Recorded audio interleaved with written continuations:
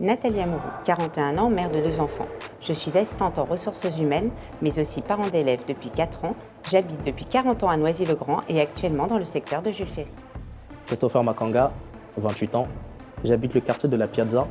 Je suis ingénieur en gestion de projet et investi dans l'éducation via l'associative depuis 11 ans. Sophia Ducheski, 57 ans, résidente du centre-ville. Je suis psychothérapeute, analyste et criminologue et par ailleurs responsable associative et membre du Conseil citoyen. Marc Laurençon, 54 ans. Je suis instituteur à l'école La Varenne et j'habite ce quartier. J'ai rejoint le projet citoyen parce qu'il réunit des personnes engagées au-delà de toute appartenance politique. Ensemble, forts de nos complémentarités, nous construisons un projet local pour les Noiséens, en concertation et à leur écoute. J'ai confiance en Vincent Monnier. Je l'ai découvert lors des conseils d'école il y a quelques années, franc, à l'écoute, efficace. Et j'ai décidé de rejoindre son équipe parce que je suis convaincu que c'est une grande chance pour la ville. Je me retrouve totalement dans le projet citoyen et dans l'engagement de Vincent. Je crois en l'avenir de Noisy-le-Grand, la ville qui m'a vu grandir et qui voit grandir mes enfants. Je veux m'impliquer à 100% dans son développement.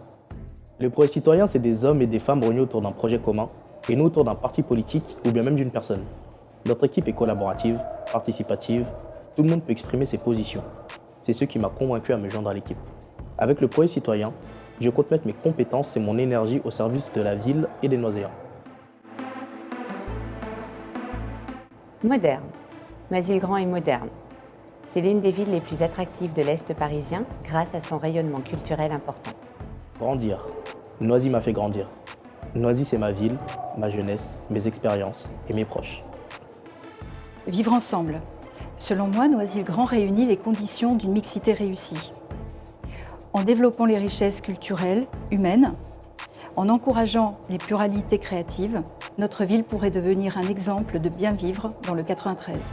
C'est une ville agréable. Ça fait 30 ans que j'y travaille, que j'y habite et on y rencontre des gens formidables. En 2020, Il est temps d'ouvrir une nouvelle page De l'histoire de notre ville. Et de regarder enfin vers l'avenir.